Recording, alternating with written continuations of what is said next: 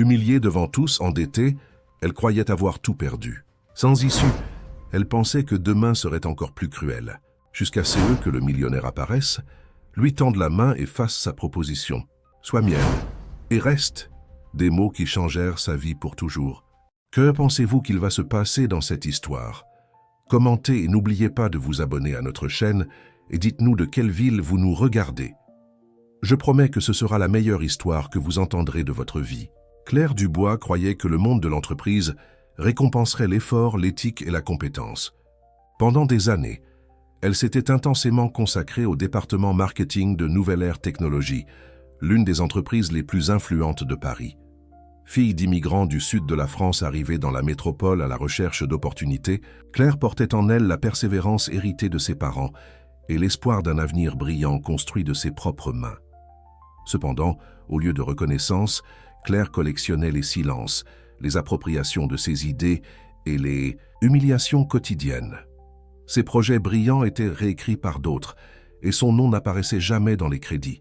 L'immeuble des Champs-Élysées, siège de Nouvelle Ère, était un géant de verre et de béton qui s'élevait imposant au cœur financier de la ville, aussi froid et impersonnel que le traitement qu'elle recevait. Claire, pourriez-vous présenter cette proposition de campagne digitale dont nous avons discuté la semaine dernière, demanda René, son superviseur immédiat, lors d'une réunion de département. Bien sûr, répondit-elle, ouvrant son ordinateur portable, tandis que tous les regards de la salle se tournaient vers elle. Claire avait passé des nuits blanches à peaufiner le projet, analysant les données du marché et créant une approche innovante qui pourrait révolutionner la présence en ligne de l'entreprise. Tandis qu'elle présentait avec passion et maîtrise technique, elle remarqua les regards désintéressés et les sourires condescendants. À la fin, seul un silence embarrassant. « Intéressant, Claire, » dit René, d'un ton qui contredisait ses propres paroles. « Mais nous pensons avoir besoin de quelque chose de plus corporate. Marceline a déjà développé une proposition alternative qui est plus alignée avec notre vision. » Claire observa Marceline, récemment arrivée au département et nièce de l'un des directeurs, se lever avec un sourire triomphant. À sa grande surprise, la proposition alternative était pratiquement identique à la sienne, avec de légères modifications cosmétiques. Personne ne sembla le remarquer, ou feignit de ne pas le remarquer. Mais le coup final vint 3 mois plus tard, lors d'une réunion publique. Sous prétexte de restructuration, Claire fut congédiée devant toute l'équipe sans aucune considération pour ses 5 années de dévouement. Elle observa René éviter son regard, tandis qu'il communiquait son licenciement comme s'il annonçait la météo du lendemain. La froideur faisait partie du protocole dans cet environnement.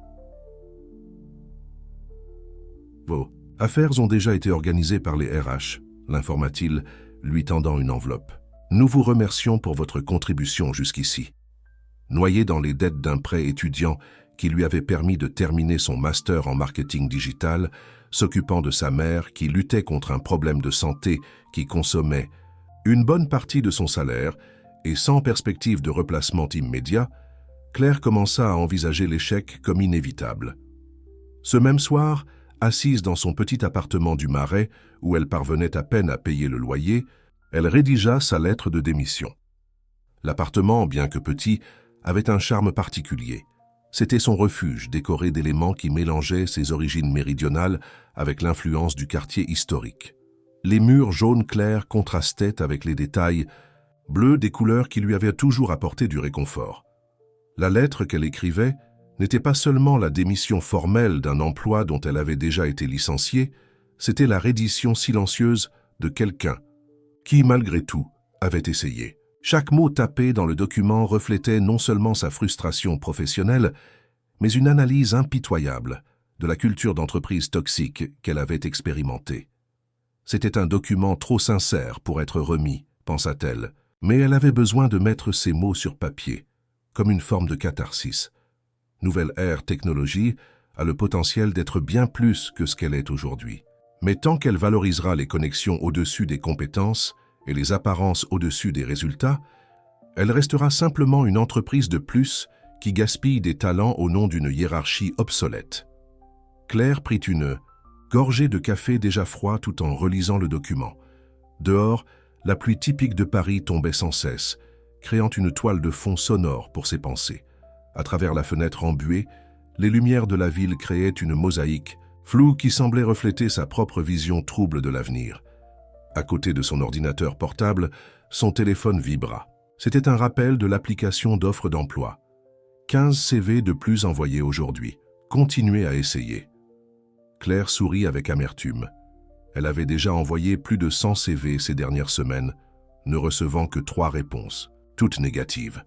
Son CV impeccable, avec une formation internationale et des projets primés, semblait ne pas suffire dans un marché saturé et dans une ville qui consommait les rêves avec la même voracité qu'elle dévorait le temps des gens.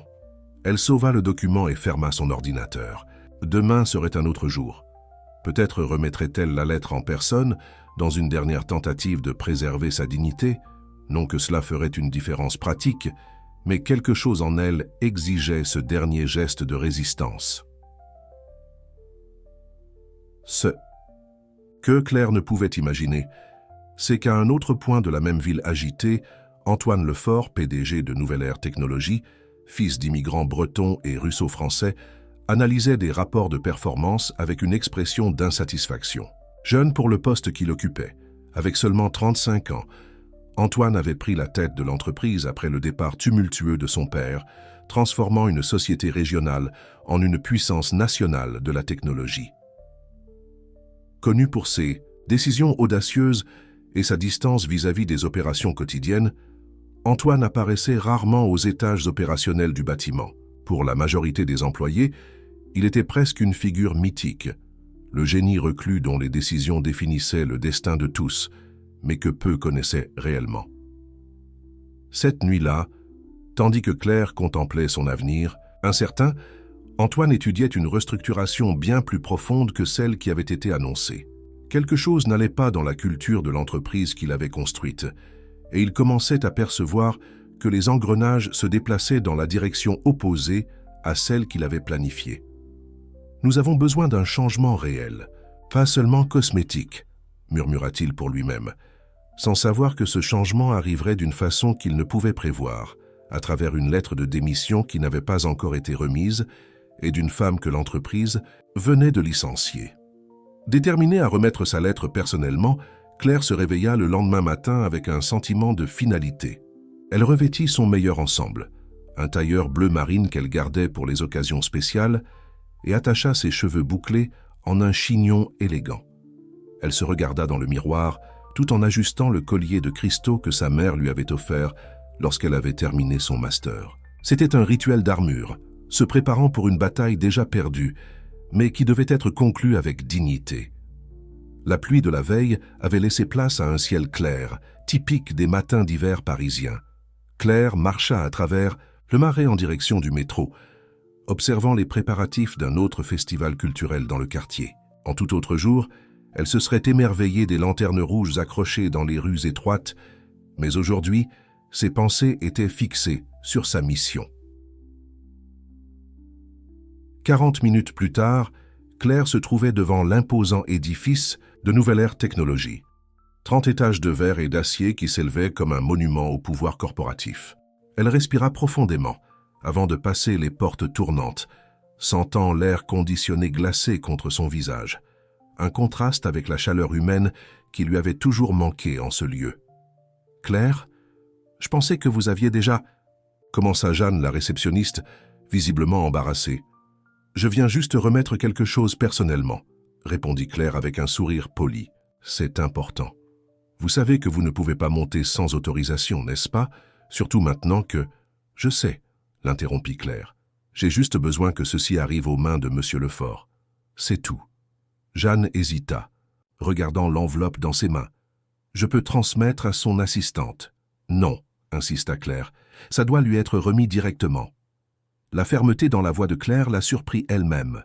Après des années à se diminuer lors des réunions et à accepter que ses idées soient appropriées par d'autres, ce petit acte d'assertivité semblait presque révolutionnaire.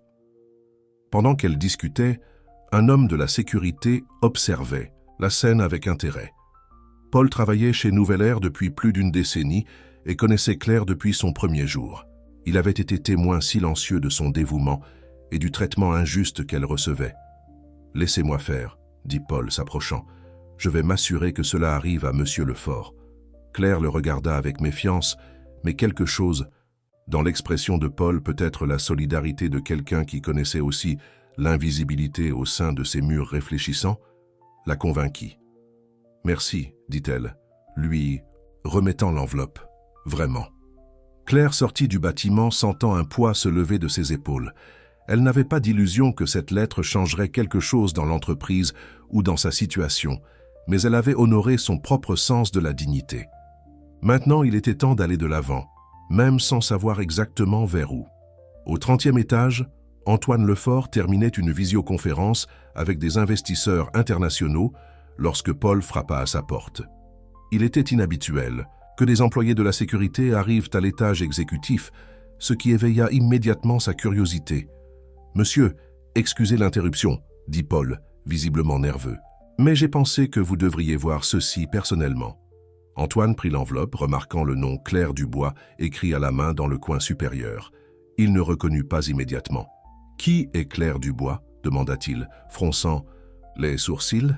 « L'une des meilleures professionnelles qui soit jamais passée par le marketing, » répondit Paul avec une conviction qui le surprit lui-même. « Elle a été licenciée hier. » Quelque chose dans la fermeté de cette affirmation fit Antoine marquer une pause.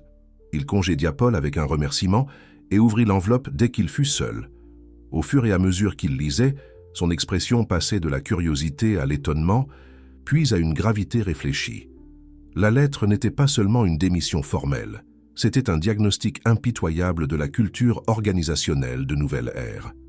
Claire avait décrit avec une précision chirurgicale les mécanismes de favoritisme, l'appropriation des idées, le manque de respect pour le mérite et les conséquences de cet environnement sur l'innovation et sur les personnes.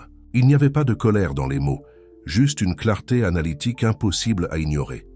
Antoine passa la main dans ses cheveux sombres, un geste habituel quand il était concentré. Ces mots résonnaient avec des découvertes qu'il faisait lui-même ces dernières semaines, analysant les rapports et les tendances de performance. Nouvelle Ère devenait exactement le type d'entreprise contre lequel il s'était rebellé quand il avait pris le contrôle. « Je dois lui parler », décida-t-il, pressant l'interphone. « Lucie, trouvez-moi Claire Dubois, urgent. » 2 heures plus tard, Claire était dans un petit café de la place de la République, envoyant davantage de CV et planifiant une visite à sa mère en fin de journée quand son téléphone sonna. Un numéro inconnu. « Claire Dubois ?» demanda une voix féminine à l'autre bout. « Oui, c'est moi. »« Ici Lucie, de l'équipe de Monsieur Lefort. Il aimerait vous rencontrer aujourd'hui, si possible. » Claire faillit renverser son café. Antoine Lefort. « Voulez la voir, pourquoi ?» Son esprit imagina immédiatement des poursuites pour diffamation, une quelconque représaille pour le contenu de la lettre, mais elle avait déjà perdu son emploi. Que pouvait-il lui prendre de plus?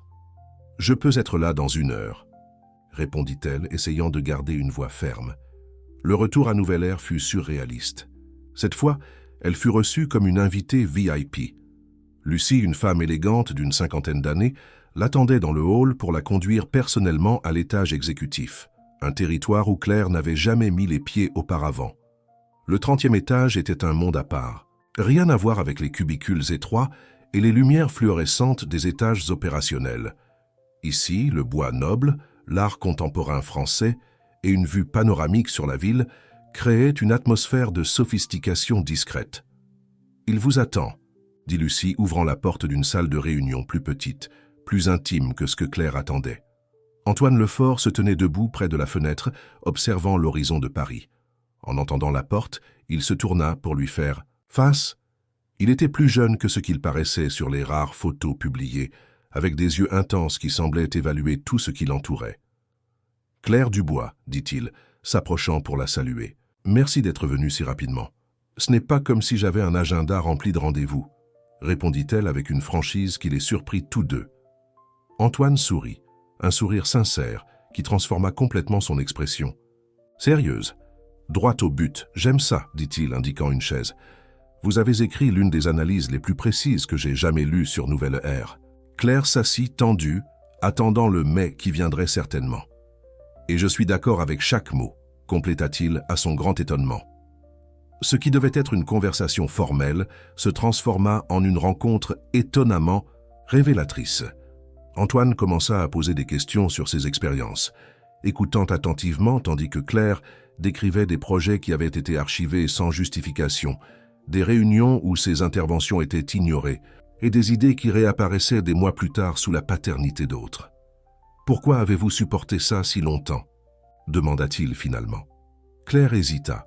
C'était une question qu'elle se posait souvent elle-même. « Ma mère » répondit-elle sincèrement. « Elle a une condition cardiaque qui exige des traitements coûteux. La mutuelle de l'entreprise est excellente. » Antoine hocha la tête, comprenant la prison invisible qui maintenait tant d'employés dans des situations toxiques. « Et maintenant ?»« Maintenant, » Claire soupira, « maintenant je vais trouver un autre chemin. » C'est alors qu'Antoine fit quelque chose d'inattendu. Il se leva, alla chercher un dossier sur son bureau et le posa devant elle. « Je planifiais cela depuis des mois, » expliqua-t-il. « Une restructuration complète de l'entreprise. Pas seulement changer des personnes ou des départements, mais réimaginer l'objectif et la culture de nouvelle ère. » Claire feuilleta les documents, analysant graphiques et projections. « C'est ambitieux, » commenta-t-elle, sincèrement impressionnée. « C'est nécessaire, » corrigea Antoine, « mais il manquait quelque chose de crucial. Quelqu'un avec vision, courage et intégrité pour diriger cette transition. » Il fit une pause significative. « Quelqu'un comme vous. » Claire leva les yeux des documents, certaine d'avoir mal compris. « Pardon ? Je veux que vous dirigiez la nouvelle division d'innovation et impact social de Nouvelle Ère, » dit Antoine avec une conviction tranquille. « Autonomie totale, budget propre et un salaire qui devrait résoudre vos problèmes financiers immédiats. » Claire sentit la pièce tourner légèrement. C'était trop surréaliste. « Pourquoi moi? Je viens d'être licencié. Vous ne me connaissez même pas. »« Je connais votre travail mieux que vous ne l'imaginez, » répondit-il. « Et votre lettre, peu de personnes auraient eu le courage d'écrire cela, et encore moins avec autant de précision. C'est exactement ce type d'honnêteté dont j'ai besoin pour transformer Nouvelle Ère. » Claire regarda par la fenêtre, observant la ville qui tant de fois l'avait fait se sentir petite et insignifiante. En moins de 24 heures, elle était passée d'ex-employée licenciée à potentiel stratégiste en chef d'une des plus grandes entreprises technologiques du pays. « J'ai besoin de réfléchir, » dit-elle finalement. Antoine sourit à nouveau, comme s'il s'attendait à cette réponse. « C'est juste. Prenez le temps dont vous avez besoin. » Il lui tendit une carte avec son numéro personnel. « Mais ne tardez pas trop. Nous avons un monde à changer. » En sortant du bâtiment, Claire se sentit partagée entre l'excitation et la méfiance. Des opportunités comme celle-ci n'arrivaient pas dans la vie réelle, du moins pas dans sa vie. Mais quelque chose dans la sincérité d'Antoine l'avait touchée. Peut-être, juste peut-être, était-il possible de reconstruire non seulement sa carrière, mais de transformer l'entreprise même qu'il avait rejetée. Ce que Claire ne savait pas, c'est que sa nomination avait déjà provoqué des ondes de choc dans les coulisses de Nouvelle Ère, et que certains yeux observaient sa sortie du bâtiment avec un intérêt qui n'avait rien de bienveillant. Claire n'eut besoin que d'une nuit pour prendre sa décision. Après une conversation sincère avec sa mère, Madame Thérèse, qui l'encouragea avec la sagesse caractéristique des femmes du Sud, « Quand la porte s'ouvre, ma fille, tu ne restes pas à regarder, tu entres. » Elle envoya un message à Antoine acceptant la proposition. Son retour chez Nouvelle Ère Technologies, 3 jours plus tard, fut triomphal et inconfortable à la fois. Lucie l'attendait dans le hall avec un badge exécutif et une tablette contenant tous les documents nécessaires pour sa nouvelle position. Directrice de l'innovation et de l'impact social. « Antoine m'a demandé de vous montrer votre nouveau bureau ?» expliqua Lucie tandis qu'elle montait par l'ascenseur privé. « Il a dû se rendre à Lyon ce matin, mais il revient demain pour la réunion de présentation. » Le bureau était au 29e étage, un espace vaste avec vue sur le jardin du Luxembourg au loin. Rien à voir avec le cubicule étroit qu'elle occupait auparavant. Un bureau en bois ancien contrastait avec la technologie de pointe des moniteurs et équipements. Sur les murs, un mélange d'art contemporain et d'infographie sur l'innovation sociale. « C'est impressionnant », commenta Claire, essayant d'assimiler le changement radical de sa situation. « Antoine a redessiné cet espace personnellement », répondit Lucie avec un demi-sourire. « Il semble avoir de grandes attentes. » Tandis qu'elle se familiarisait avec son nouvel environnement, Claire observa des employés passant dans le couloir, lançant des regards curieux ou ouvertement hostiles dans sa direction. Les nouvelles circulaient vite chez Nouvelle Ère. Tous savaient déjà que l'employé, licencié, était revenu en position de pouvoir, et les spéculations sur comment cela s'était produit varièrent du professionnel au romantique, en passant par l'absurde. En fin d'après-midi, Claire reçut sa première visite officielle. René Mercier, son ancien superviseur, maintenant techniquement sous sa coordination dans la nouvelle structure organisationnelle. Claire la salua-t-il avec un sourire forcé. Quel retournement de situation surprenant. N'est-ce pas, René? La vie nous surprend parfois, répondit-elle, maintenant un ton neutre malgré la satisfaction intérieure de voir son évident inconfort. J'espère que nous pourrons maintenir notre excellente relation de travail, dit-il, s'efforçant de paraître sincère. Je suis à votre disposition pour aider à la transition. Claire acquiesça, reconnaissant l'hypocrisie, mais aussi la nécessité de diplomatie. Merci, nous aurons besoin de tous s'engager dans la nouvelle vision de l'entreprise. Après le départ de René, Claire s'accorda un moment de satisfaction. La sensation de revanche était douce, mais elle savait qu'il lui faudrait plus que cela pour réussir. Elle n'était pas là pour régler des comptes, mais pour transformer l'entreprise et prouver sa valeur dans le processus. Le lendemain, Antoine revint comme promis. La réunion de présentation eut lieu dans l'auditorium principal, avec tous les gestionnaires et chefs d'équipe présents. Claire observa le brouhaha cesser quand Antoine entra dans la salle, suivi d'une femme élégante qu'elle ne connaissait pas. « Bonjour à tous », commença Antoine avec une énergie contagieuse. « Aujourd'hui marque officiellement le début d'une nouvelle ère pour Nouvelle Ère. » Il sourit à son propre jeu de mots. « Comme beaucoup d'entre vous le savaient déjà, Claire Dubois sera notre nouvelle directrice de l'innovation et de l'impact social. » Il fit un geste pour que Claire le rejoigne sur l'estrade. Vêtue d'un ensemble rouge qu'elle avait acheté spécialement pour l'occasion, elle monta les marches avec une confiance calculée, consciente des regards qui la suivaient. Claire apportera une perspective fraîche et nécessaire à notre fonctionnement, poursuivit Antoine. Sa division aura l'autonomie pour réimaginer non seulement nos produits, mais aussi la façon dont nous interagissons avec la société, nos collaborateurs et l'environnement. Tandis qu'Antoine détaillait la restructuration, Claire remarqua la femme inconnue l'observant avec une intensité inconfortable. Grande, avec des cheveux foncés parfaitement alignés et un tailleur impeccable, elle émanait une aura d'autorité et de désapprobation. À la fin de la présentation, Antoine la présenta. « Et voici Amélie Vidal, notre directrice des opérations et ma conseillère depuis de nombreuses années. » Amélie tendit la main avec un sourire qui n'atteignait pas ses yeux. « Bienvenue à nouveau, Claire. Antoine a beaucoup parlé de vous. » La poignée de main fut ferme, presque provocante. Claire sentit immédiatement qu'elle avait rencontré sa première véritable adversaire. Les semaines suivantes furent un tourbillon d'activités. Claire constitua son équipe soigneusement, choisissant des talents sous-utilisés de divers départements, des personnes brillantes qui, comme elle, avaient été systématiquement ignorées dans l'ancienne structure. Parmi eux se trouvait Lucas Moreau, un jeune programmeur aux idées révolutionnaires sur l'accessibilité numérique, et Camille Fournier, une analyste de données passionnée par les questions environnementales. « Ce que j'admire le plus dans votre travail, » commenta Lucas lors d'une de leurs premières réunions d'équipe, « c'est que vous nous écoutez vraiment. C'est rare ici. » Claire sourit, reconnaissant la valeur de ce commentaire simple. Construire une culture différente commençait par de petits gestes, donner du crédit, valoriser les idées, créer un environnement où tous se sentaient en sécurité pour innover et même échouer. Son premier grand projet fut une plateforme qui connectait des startups sociales à des ressources et du mentorat de Nouvelle Ère. Le programme Horizon, comme il fut baptisé, améliorait non seulement l'image de l'entreprise, mais créait un écosystème d'innovation qui pourrait générer de nouvelles technologies et opportunités d'affaires.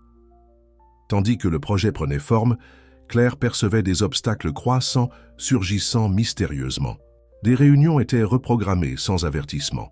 Des documents importants disparaissaient du système et des décisions déjà approuvées étaient remises en question à des niveaux supérieurs. étrange comme le budget approuvé. Pour Horizon a été réduit de 30%, commenta Camille, montrant à Claire une notification reçue ce matin-là. Je pensais que nous avions une approbation totale.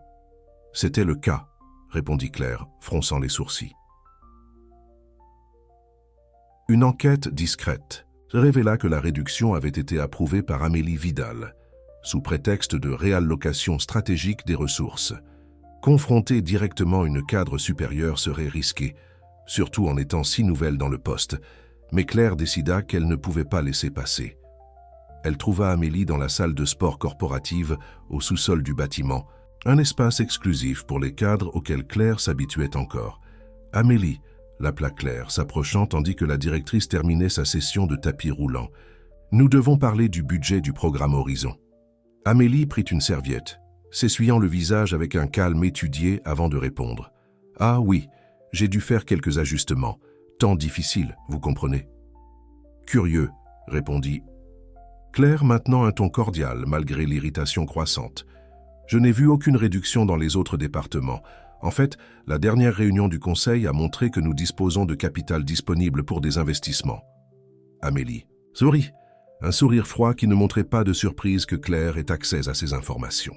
Vous êtes observatrice. Bien, mais vous avez encore beaucoup à apprendre sur le fonctionnement au niveau exécutif. J'apprends rapidement, rétorqua Claire. Par exemple, j'ai appris que toutes les modifications budgétaires doivent passer par le directeur du domaine concerné. Dans ce cas, moi. Le sourire d'Amélie vacilla momentanément. Antoine a confiance en mon jugement pour optimiser les ressources. J'en suis certaine. C'est pourquoi j'ai organisé une réunion avec vous deux pour discuter de la façon dont nous pouvons améliorer notre processus de communication. Claire sourit doucement. Demain, 10 heures. Je vous y attends. En s'éloignant, Claire sentit le regard d'Amélie brûler dans son dos. Elle venait de se faire sa première ennemie puissante au sein de l'entreprise, mais elle n'avait pas le choix. Si elle reculait maintenant, son autorité serait compromise avant même de s'établir. Là-bas. Réunion du lendemain fut tendue, mais productive. Antoine, percevant le conflit latent, soutint Claire diplomatiquement, rétablissant le budget original du projet et créant de nouveaux protocoles pour les changements interdépartementaux. Impressionnant comme vous avez affronté Amélie, commenta Antoine plus tard, alors qu'ils marchaient ensemble vers le parking. Peu aurait eu ce courage la première semaine. Ce n'est pas du courage, répondit Claire, c'est de la survie. Si je permets d'être saboté au premier projet, il n'y aura pas de second. Antoine l'étudia avec un nouvel intérêt. Vous êtes encore plus déterminé que je ne l'imaginais. Ce fut le premier de nombreux affrontements voilés avec Amélie. Il devint vite clair que la directrice des opérations avait été rétrogradée dans la hiérarchie informelle de l'entreprise. Avec l'arrivée de Claire, auparavant conseillère principale d'Antoine, elle voyait maintenant son accès et son influence diminuer à mesure que le PDG passait plus de temps avec la nouvelle directrice. La situation empira lorsque le programme Horizon fut lancé avec grand retentissement médiatique, attirant une attention positive sur Nouvelle Ère et par conséquent sur Claire. Son profil fut mis en avant dans le magazine Business and Innovation, avec le titre La rénovatrice de Nouvelle Ère, comment Claire Dubois transforme la culture d'entreprise française. La même semaine du lancement du magazine, Claire reçut un email mystérieux d'un expéditeur inconnu, l'invitant à un café en dehors de l'environnement corporatif. Le message était vague mais intrigant. « J'ai des informations sur les résistances internes à votre travail. Nous pouvons nous aider mutuellement. » Contre son meilleur jugement, Claire accepta la rencontre. Le lendemain, dans un café discret du quartier Saint-Germain-des-Prés, elle fit la connaissance de Didier Vasseur, ancien cadre de Nouvelle Ère et actuel directeur de Nexus Tech, principal concurrent sur le marché. « Claire Dubois, dit-il, avec un sourire calculé. Nous nous rencontrons enfin, je suis votre travail avec beaucoup d'intérêt. »« Monsieur Vasseur, répondit-elle prudemment, j'avoue être curieuse quant au motif de cette rencontre. » Didier se pencha en avant, baissant la voix. « J'irai droit au but. Je sais qu'Amélie Vidal sabote systématiquement vos projets. J'ai des preuves. Et je sais aussi que bien qu'Antoine Lefort semble vous soutenir maintenant, il a l'habitude de se débarrasser des gens quand ils ne lui sont plus utiles. Claire maintint une expression neutre malgré l'inconfort. Et pourquoi le directeur de Nexus se soucierait-il de ma situation chez Nouvelle Ère? Le sourire de Didier s'élargit, parce que je veux vous offrir une alternative. Un poste chez Nexus avec un salaire 40% plus élevé, votre propre équipe, et la chance d'implémenter vos idées sans sabotage interne. La proposition était tentante, surtout considérant les obstacles que Claire affrontait quotidiennement. Mais il y avait quelque chose de plus entre les lignes. « Qui gagnez-vous » demanda-t-elle directement. Didier haussa les épaules, un geste étudiément. A décontracté. Du talent, une connaissance interne d'un concurrent et l'opportunité de rendre à Antoine un peu de ce qu'il m'a fait quand il a pris l'entreprise à mon père. Il y avait donc une vendetta personnelle impliquée. Et Claire était invitée à en faire partie. « Je vais y réfléchir », répondit-elle diplomatiquement. Didier lui remit une carte élégante avec son contact personnel. « Ne tardez pas trop. Des opportunités comme celle-ci ont une date de péremption. » En quittant le café, Claire sentit le poids de la décision qu'elle devait prendre. Il ne s'agissait pas seulement d'accepter ou de refuser une offre d'emploi. C'était une question de loyauté, d'éthique et du type de professionnel qu'elle souhaitait être. Ce qu'elle ne percevait pas, c'est qu'Amélie Vidal observait sa sortie du café de l'autre côté de la rue, prenant discrètement une photo avec son téléphone. L'image de Claire rencontrant le principal dirigeant de la concurrence serait une arme puissante entre les bonnes mains. Et Amélie savait exactement comment l'utiliser. La proposition de Didier Vasseur demeurait comme un écho persistant dans l'esprit de Claire. Dans les semaines qui suivirent, tandis qu'elle naviguait dans les couloirs de Nouvelle Ère avec une confiance croissante, elle se demandait sans cesse si elle était sur le bon chemin. La photo de la carte de visite de Didier, gardée dans un dossier discret sur son téléphone, était une tentation constante dans les moments de frustration. Sa relation avec Antoine, cependant, évoluait de façon inattendue. Ce qui avait commencé comme des réunions formelles hebdomadaires s'était transformé en conversations plus longues et personnelles, s'étendant souvent au-delà des heures de bureau. Sans s'en rendre compte, tous deux avaient créé un rituel. Les vendredis, après le travail, ils discutaient des avancées de la semaine sur le toit de l'immeuble, un espace vert peu fréquenté qui offrait une vue privilégiée du coucher de soleil parisien. Le programme Horizon compte déjà 15 startups inscrites, commenta Claire lors d'une de ces occasions, observant l'horizon orangé de la ville. 3 d'entre elles avec un réel potentiel de partenariat stratégique. Antoine sourit, sincèrement impressionné. En seulement 2 mois, vous avez dépassé toutes les attentes. Le compliment direct l'a pris au dépourvu. Claire n'était pas encore habituée à voir son travail reconnu ouvertement. « Merci », répondit-elle, s'autorisant un moment de fierté. « Mais nous rencontrons encore de la résistance interne. Beaucoup ne comprennent pas pourquoi nous gaspillons des ressources avec des projets sociaux. » Antoine soupira, s'appuyant sur la rambarde qui entourait la terrasse. La transformation culturelle est la partie la plus difficile. Changer les systèmes est facile. Changer les mentalités. Claire l'observa avec une curiosité croissante. Ces derniers mois, elle avait entrevu des fragments de l'homme derrière la figure publique, des moments de vulnérabilité, des éclairs d'un humour étonnamment affûté et une intelligence qui allait bien au-delà des affaires. « Pourquoi m'avez-vous choisi pour ce poste ?» demanda-t-elle abruptement. C'était un doute qui la poursuivait depuis le premier jour. « Vous devez avoir des cadres plus expérimentés à disposition. » Antoine resta silencieux un moment, comme s'il pesait combien de lui-même il devait révéler. « J'ai grandi en voyant mon père construire cette entreprise, » commença-t-il, avec une ouverture que Claire n'attendait pas. Henri Lefort était un visionnaire, mais aussi extrêmement traditionnel. Il croyait aux hiérarchies rigides, à payer le prix pour monter en grade. Claire acquiesça, familière avec ce type de mentalité corporative. Quand j'ai pris la relève, après sa retraite, j'ai promis de faire différemment. Créer une entreprise où le talent et les idées vaudraient plus que les titres ou les connexions. Antoine fit une pause, observant les premières lumières de la ville s'allumer. Mais à un moment donné, j'en ai perdu le contrôle. Je suis resté trop concentré sur l'expansion, sur les chiffres et la culture interne, à dévier. Et puis est apparue ma lettre de démission, compléta Claire.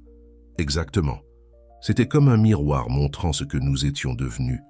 Il se tourna pour la regarder directement. Vous n'avez pas été choisi uniquement pour vos compétences, Claire. Vous avez été choisi parce que vous avez eu le courage de dire la vérité quand tous préféraient le silence. Il y eut un moment de compréhension mutuelle entre eux, une connexion qui transcendait le professionnel. Claire réalisa qu'ils étaient dangereusement proches, tant physiquement qu'émotionnellement. Quelque chose dans le regard d'Antoine suggérait qu'il était également conscient de cette proximité. « Il se fait tard, dit-elle, brisant le moment. Je dois rendre visite à ma mère avant la fin des heures de visite. » Antoine acquiesça, reprenant sa posture professionnelle. « Bien sûr. Comment va-t-elle ? » « Stable. Le nouveau traitement semble mieux fonctionner. » Claire sourit, reconnaissante, de l'intérêt sincère. Les médecins sont optimistes. Je suis heureux de l'entendre. Tandis qu'ils redescendaient vers le bureau, un silence confortable s'établit entre eux. Il y avait quelque chose de non dit flottant dans l'air, une possibilité qu'ils pouvaient tous deux sentir, mais pour laquelle ils n'étaient pas encore prêts. La semaine suivante, Claire décida de réorganiser son équipe pour le prochain grand projet, un système d'intelligence artificielle éthique orienté vers l'optimisation des ressources naturelles dans les entreprises. Durant le processus, elle remarqua une résistance inhabituelle de Daniel Lambert, l'un des analystes seniors qu'elle avait hérité de l'ancienne structure. « Daniel, nous avons besoin des projections d'impact pour demain », rappela Claire lors d'une réunion d'équipe. « Je suis surchargé par d'autres projets, Claire, » répondit-il, avec un ton qui frôlait l'insubordination. « Peut-être que si vous n'aviez pas promis des délais impossibles au conseil… » Le commentaire provoqua un silence gêné dans la salle. Claire garda son calme, mais fut ferme. « Nous pouvons en discuter en privé après la réunion, » dit-elle, refusant d'alimenter le conflit public. Plus tard, dans son bureau, la conversation avec Daniel révéla le problème réel. Il était proche d'Amélie Vidal et avait clairement été chargé de compliquer le travail de Claire. « Je vais être direct, Daniel, » dit Claire, après avoir écouté ses justifications vagues. « Soit vous vous alignez avec les objectifs de cette équipe, soit nous trouverons un endroit plus approprié pour vous dans l'entreprise. » La fermeté de l'approche sembla le surprendre. « Vous ne pouvez pas simplement me transférer. Je suis ici depuis 7 ans. En fait, je le peux, et je le ferai si nécessaire. » Claire maintint un ton professionnel, mais affirma clairement son autorité. « Le choix vous appartient. » Daniel partit contrarié, mais le message avait été reçu. Dans les jours qui suivirent, Claire remarqua un changement subtil dans le comportement de plusieurs membres de l'équipe. Plus d'engagement, moins de résistance passive. Établir des limites claires avait été nécessaire. L'incident, cependant, renforça sa conscience du réseau d'influence d'Amélie au sein de l'entreprise. La directrice des opérations était devenue une ombre constante, toujours présente en filigrane des difficultés que Claire rencontrait. La situation atteignit un point critique lorsque Claire découvrit que des informations confidentielles sur le projet d'IA avaient été consultées sans autorisation. L'enquête interne pointa vers le terminal de Daniel, mais Claire soupçonnait qu'il n'était qu'un pion dans un jeu plus vaste. « Nous devons parler de sécurité de l'information », dit Claire à Antoine durant leur réunion hebdomadaire. « Je crois que nous faisons face à des fuites internes. » L'expression d'Antoine se durcit. « Vous en êtes sûr ?»« Absolument, et j'ai mes soupçons sur l'origine. » Antoine soupira, passant la main sur son visage dans un geste de fatigue. « Amélie. » Elle n'était pas une question mais une constatation. « Je n'ai pas de preuves concrètes, » admit Claire. « Mais les schémas sont cohérents. » « Amélie et moi avons une histoire compliquée, » révéla Antoine après un moment d'hésitation. « Elle a été fondamentale dans les premières années de ma gestion. Elle m'a pratiquement appris à être PDG quand j'ai pris la suite après le départ de mon père. » Claire acquiesça, commençant à comprendre la dynamique. Et maintenant, elle se sent menacée par des changements dans la structure de pouvoir. C'est plus personnel que cela. Antoine semblait mal à l'aise. « Nous avons eu une relation brève mais intense. Quand j'y ai mis fin, elle l'a accepté professionnellement, mais n'a jamais vraiment tourné la page. » La révélation frappa Claire comme un coup subtil. Bien sûr qu'il y avait une histoire romantique impliquée. Cela expliquait beaucoup à l'hostilité d'Amélie. Ce n'était pas seulement professionnel, c'était passionnel. « Je comprends, » dit Claire, maintenant un ton neutre malgré l'inexplicable pointe de jalousie qu'elle ressentit. « Cela complique les choses. Ça ne devrait pas.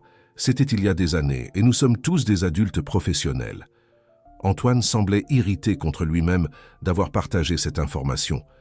Je vais lui parler, directement. Ce n'est peut-être pas l'approche la plus prudente, suggéra Claire. La confronter ne fera que confirmer que nous la soupçonnons, sans avoir de preuves concrètes. Antoine considéra l'argument. Que suggérez-vous alors? Un changement systémique, pas ponctuel. Révisons tous les protocoles de sécurité et implémentons de nouveaux niveaux d'accès. Ainsi, nous résolvons le problème réel sans créer un conflit direct. Antoine l'observa avec un nouveau type d'admiration. Approche intelligente. C'est pour cela que vous êtes où vous êtes. Dans les semaines qui suivirent, la relation entre Claire et Antoine continua à s'approfondir, toujours à la frontière délicate entre le professionnel et le personnel. Les dîners de travail s'étendaient en conversation sur la littérature, la philosophie et les rêves personnels. Antoine révéla son intérêt pour la photographie argentique. Claire partagea sa passion secrète pour la danse contemporaine. Lors d'un événement caritatif organisé par Nouvelle Ère, Claire remarqua un changement subtil dans le comportement d'Antoine. Plus détendu, plus proche physiquement, avec des touches occasionnelles sur son bras ou son dos tandis qu'ils conversaient. La chimie entre eux était indéniable et, apparemment, ne passait pas inaperçue.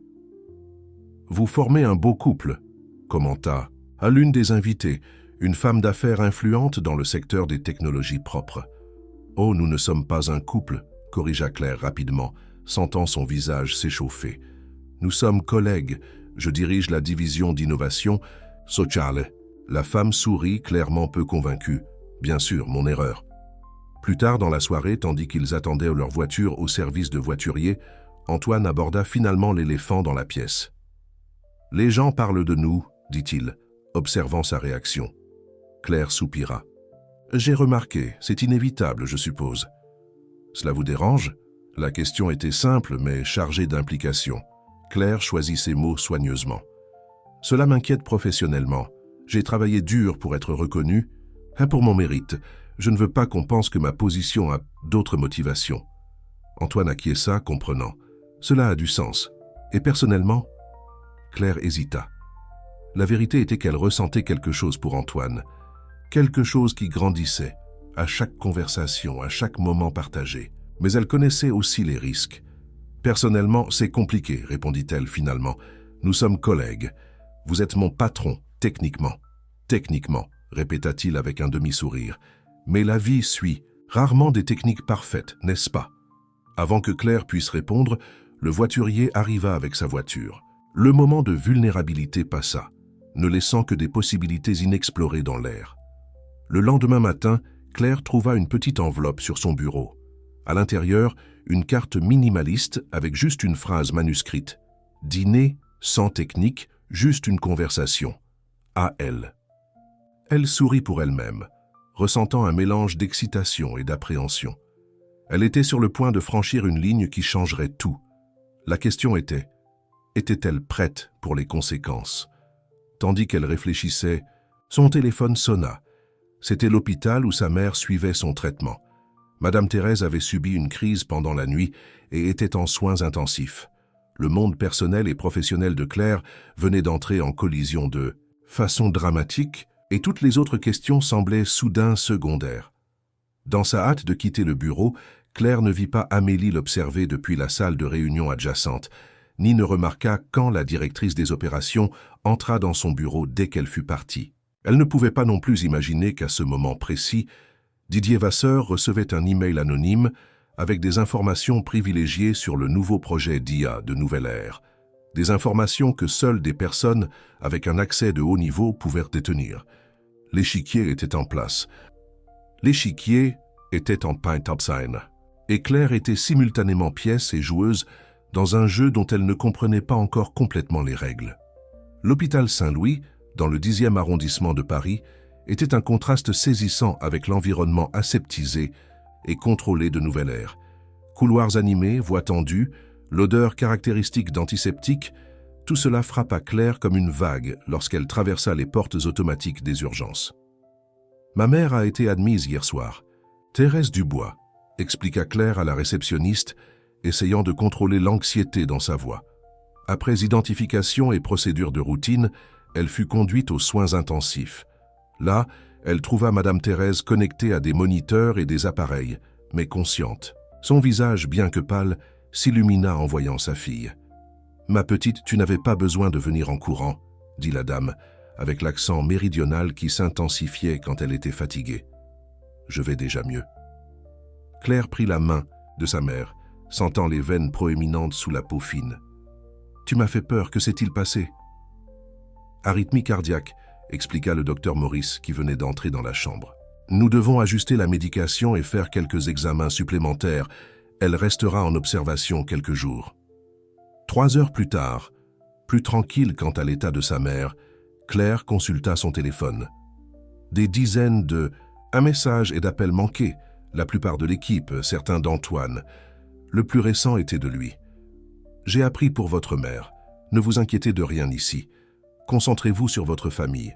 Nous sommes avec vous. » Le message, simple et direct, apporta un réconfort inattendu. Il était rare de trouver cette compréhension dans l'environnement corporatif où les urgences personnelles étaient souvent vues comme des inconvénients professionnels. Quand Claire retourna finalement au travail, 3 jours plus tard, elle trouva son département fonctionnant parfaitement. Camille avait pris en charge les questions les plus urgentes et l'équipe s'était réorganisée pour garantir qu'aucune échéance ne soit manquée. « Antoine est passé ici tous les jours », commenta Lucas quand Claire revint. « Il voulait s'assurer que nous avions tout ce dont nous avions besoin en votre absence. » Claire ressentit une vague de gratitude. C'était un geste significatif de confiance et de considération et rendait encore plus complexes ses sentiments pour le PDG. En réorganisant son agenda, Claire remarqua un document dans le dossier urgent qu'elle ne reconnaissait pas. C'était un rapport sur d'éventuelles irrégularités dans les contrats de Nexus Tech avec des fournisseurs gouvernementaux. Le matériel était explosif. Il suggérait des pratiques contraires à l'éthique qui pourraient sérieusement compromettre la réputation du principal concurrent de Nouvelle Ère. Claire fronça les sourcils, perplexe sur la façon dont cela était arrivé sur son bureau. Ce n'était lié à aucun de ses projets, ni dans le cadre de ses responsabilités. « Camille, savez-vous quelque chose sur ce rapport ?» demanda-t-elle quand son assistante entra dans la pièce. Camille examina le document, semblant tout aussi surprise. « Je n'ai jamais vu ça avant. Ce n'était pas là quand j'ai organisé vos affaires, en attente. » Une alarme sonna dans l'esprit de Claire. Quelqu'un avait délibérément placé ce matériel sur son bureau pendant son absence. Mais pourquoi? La réponse vint sous la forme d'un message d'Amélie Vidal, demandant une réunion urgente. Claire accepta, se préparant mentalement à ce qu'elle soupçonnait être un piège soigneusement élaboré. Amélie l'accueillit avec un sourire calculé. « Claire, bienvenue de retour. J'espère que votre mère va mieux. »« Elle va mieux, merci, » répondit Claire maintenant la cordialité professionnelle. « En quoi puis-je vous aider ?» Amélie alla droit au but. « J'ai reçu des informations selon lesquelles vous menez une enquête non autorisée sur Nexus Tech. Puis-je savoir pourquoi ?» Claire garda un visage impassible, malgré la surprise. « Je ne mène aucune enquête. »« Curieux, » répondit Amélie, faisant glisser un dossier sur la table. « Parce que nous avons des enregistrements d'accès à des données confidentielles sur Nexus provenant de votre département. Et maintenant ce rapport apparaît mystérieusement en circulation. » Claire comprit immédiatement. C'était un coup. Monté. Quelqu'un, probablement Amélie elle-même, avait placé le document sur son bureau et fabriqué des preuves d'accès. « Amélie, nous savons toutes les deux ce qui se passe ici, » dit Claire calmement. « La question est, qu'espérez-vous en tirer ?» Le masque de cordialité d'Amélie tomba. « Ce que j'en tire, c'est la protection de Nouvelle Ère. Antoine peut être aveuglé par votre charme, mais je vois clairement. Vous êtes une menace. » Une menace à quoi, exactement? À vos méthodes dépassées? À votre influence sur Antoine? Les yeux d'Amélie brillèrent d'irritation. « Vous ne comprenez pas ce que nous avons construit ici. Des années de travail stratégique que vous êtes en train de démanteler avec vos projets idéalistes et impraticables. »« J'amène l'entreprise dans le 21e siècle, » rétorqua Claire. « L'impact social n'est pas de l'idéalisme, c'est une stratégie à long terme. »« C'est de la naïveté, » corrigea Amélie avec dédain. « Et la naïveté coûte de l'argent, coûte du pouvoir. Claire comprit alors la véritable motivation d'Amélie. Ce n'était pas seulement de la jalousie personnelle ou de la compétition professionnelle. C'était une vision fondamentalement différente sur l'objectif d'une entreprise. Cette conversation ne nous mène nulle part, conclut Claire se levant. Si vous avez des accusations formelles, je vous suggère de les transmettre par les canaux appropriés. Ne vous inquiétez pas, répondit Amélie avec un sourire froid. Je l'ai déjà fait. Claire sortit de la réunion se sentant simultanément ébranlée et renforcée. La confrontation avait clarifié les lignes de bataille. Maintenant, elle devait se préparer à la guerre. De retour à son bureau, Claire trouva une nouvelle surprise.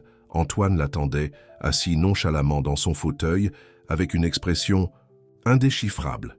« Antoine !» le salua-t-elle, incertaine du motif de la visite. « Quelque chose s'est produit ?»« À vous de me le dire, » répondit-il, indiquant la chaise en face. « Je viens de recevoir un rapport intéressant de la direction de la conformité. À votre sujet. » Claire sentit son estomac se nouer. Le piège d'Amélie s'était déclenché plus rapidement qu'elle ne l'avait prévu. « Laissez-moi deviner. Accès non autorisé à des informations sur Nexus ?» demanda-t-elle, gardant la voix ferme malgré l'anxiété. Antoine acquiesça, l'observant attentivement. Et une enquête parallèle non sanctionnée sur un concurrent, quelque chose qui pourrait nous placer dans une position juridiquement compromettante. C'est un coup monté, Antoine. Quelqu'un essaie de me discréditer. Amélie, conclut-il, non comme une question, mais comme une affirmation. Claire hésita. Accuser directement une cadre supérieure sans preuve concrète serait risqué, même avec le soutien apparent d'Antoine. Je n'ai pas de preuves concluantes, admit-elle. Mais oui, je crois que c'est elle. Antoine soupira profondément, se renversant dans le fauteuil. Cela devient ridicule. Les disputes internes compromettent notre fonctionnement. Je ne me dispute pour rien, se défendit Claire. Je fais simplement mon travail, et je gère des sabotages constants. Antoine l'étudia longuement, comme s'il essayait de déchiffrer un code complexe. Vous avez rencontré Didier Vasseur récemment. L'affirmation prit Claire complètement au dépourvu. Comment savait-il cela? Oui, admit-elle, décidant que l'honnêteté était sa meilleure défense. Il m'a contacté. Il m'a offert un poste chez Nexus.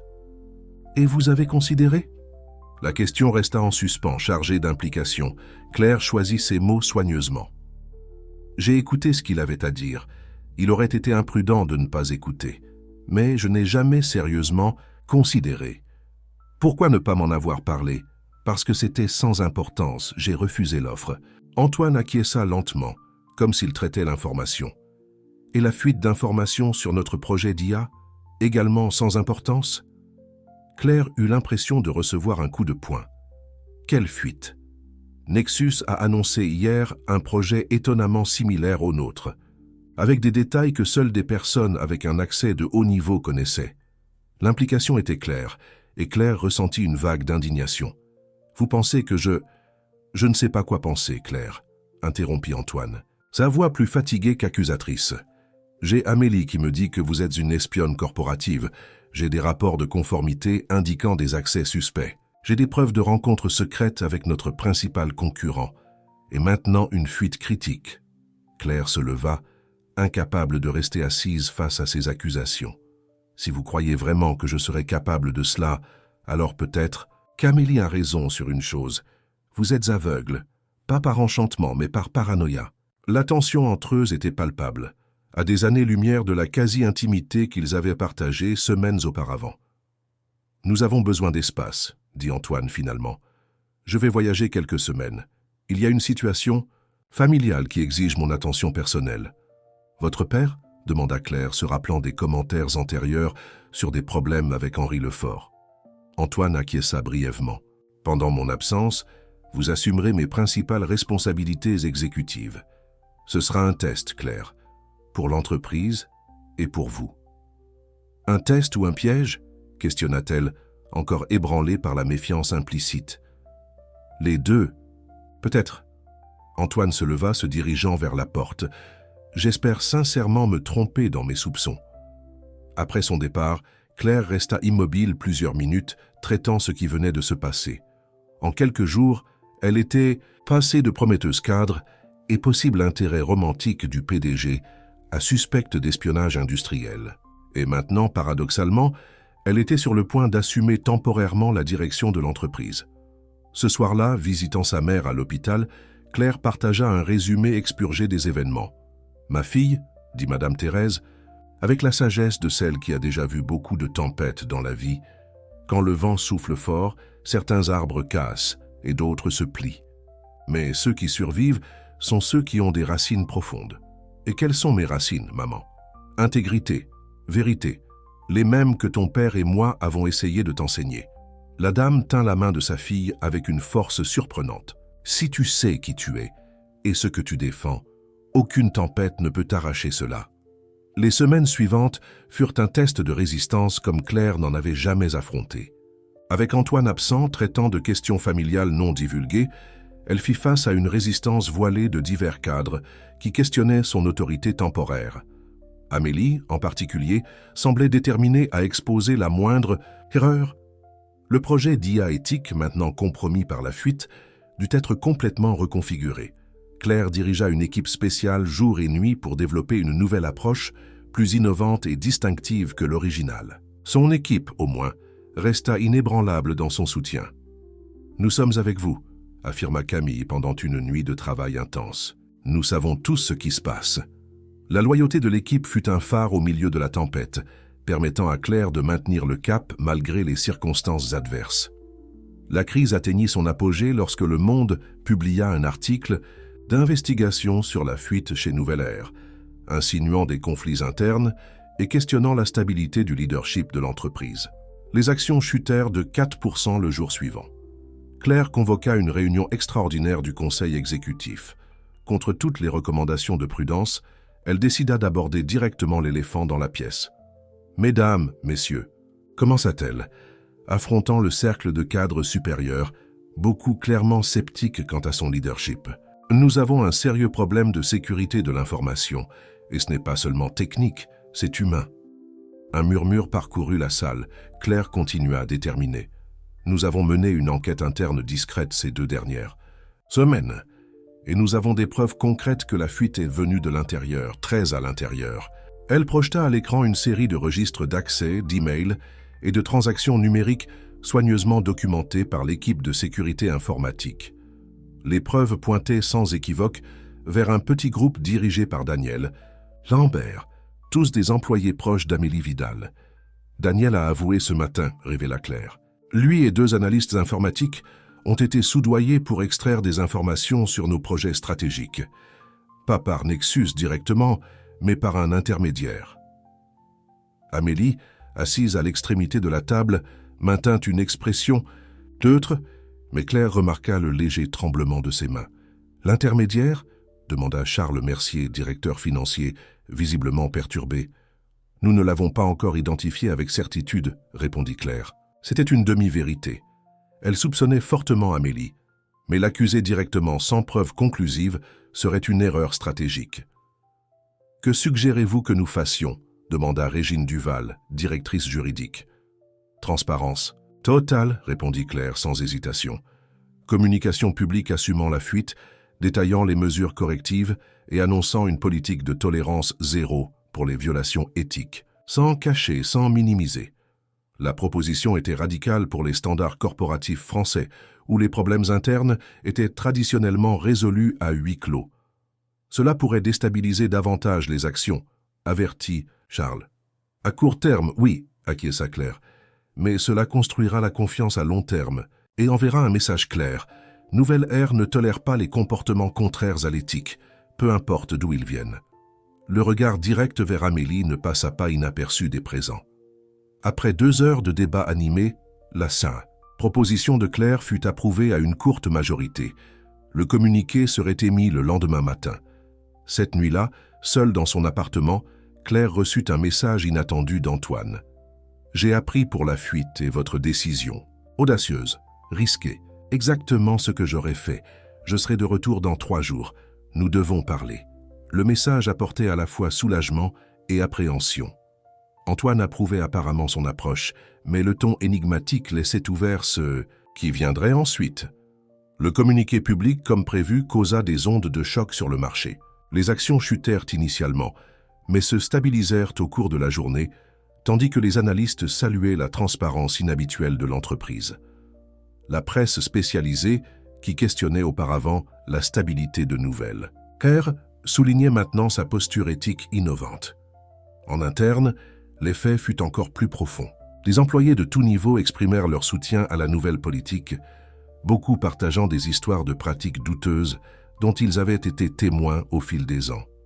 C'était comme si une soupape de pression avait été ouverte, permettant à une culture plus saine de commencer à émerger. Daniel et les autres impliqués furent licenciés, mais non poursuivis pénalement, une décision de Claire que certains considérèrent clémente. « Ils sont des symptômes, pas la cause », expliqua-t-elle au conseil. « Notre focus doit être de guérir la culture qui a permis cela. » Amélie, étonnamment, n'apparut pas à la réunion subséquente du conseil. Son avocat envoya une lettre formelle annonçant sa démission pour raisons personnelles. C'était une victoire silencieuse, mais Claire ne ressentit pas le triomphe qu'elle attendait, seulement l'épuisement d'une bataille prolongée.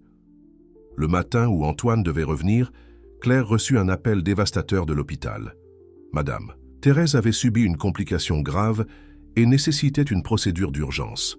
Le coût, 280 000 €, non couvert par l'assurance maladie. » En se précipitant vers l'hôpital, Claire percevait l'ironie cruelle du destin. Au moment où elle prouvait enfin sa valeur professionnelle, sa vie personnelle s'effondrait. Entre sauver sa mère et sauver sa carrière, il n'y avait pas de choix réel. Ce qu'elle ne savait pas, c'est qu'Antoine affrontait également son propre dilemme familial, un qui changerait à jamais le cours de Nouvelle Ère et la relation entre eux. L'hôpital Saint-Louis semblait un monde parallèle à l'univers corporatif que Claire habitait durant la journée. Dans les couloirs aseptisés des soins intensifs, les indicateurs de performance, les stratégies de marché et la politique d'entreprise paraissaient des concepts lointains et insignifiants. La réalité ici se mesurait en battements cardiaques, niveau d'oxygène et la force de l'étreinte de sa mère. « Nous devons réaliser l'intervention dans les prochaines 48 heures, expliqua le docteur Maurice avec la gentillesse de celui qui est habitué à donner des nouvelles difficiles. Son état est stable pour le moment, mais le risque augmente significativement si nous attendons davantage. Claire acquiesça, tentant de traiter les informations médicales tout en calculant mentalement ses options financières. Son appartement pourrait être vendu rapidement, mais pas pour la somme nécessaire. Ses économies, substantiellement, augmentées par son nouveau salaire chez Nouvelle Ère, restaient loin du montant exigé. « Je vais trouver l'argent », affirma-t-elle avec une assurance qu'elle ne ressentait pas. « J'ai juste besoin de quelques heures. » De retour dans sa voiture, Claire s'accorda un moment de vulnérabilité qu'elle montrait rarement. Des larmes silencieuses coulèrent, tandis qu'elle considérait ses options. Un prêt bancaire d'urgence était possible, mais les intérêts seraient exorbitants. Vendre des investissements à court terme signifierait des pertes considérables. Son téléphone sonna, interrompant ses pensées. C'était Lucas, son assistant direct chez Nouvelle Ère. « Claire, désolé de vous déranger, mais nous avons un problème. La délégation internationale est arrivée un jour plus tôt pour la présentation du projet d'IA éthique. Ils sont au siège maintenant, attendant la démonstration. » La réalité corporative envahissait sa bulle personnelle comme une vague glacée. La présentation pour les investisseurs étrangers était cruciale pour l'avenir de Nouvelle Ère et pour sa position dans l'entreprise.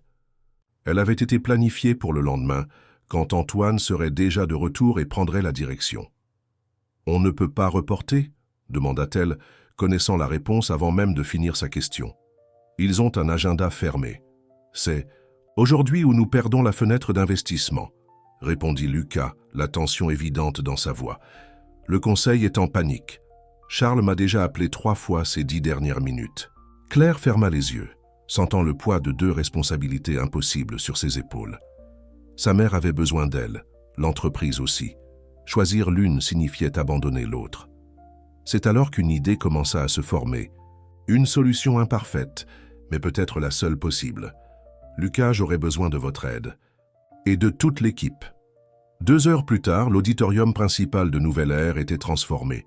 Écran géant, système de visioconférence de dernière génération et une équipe technique complète préparaient tout pour ce qui serait une présentation sans précédent.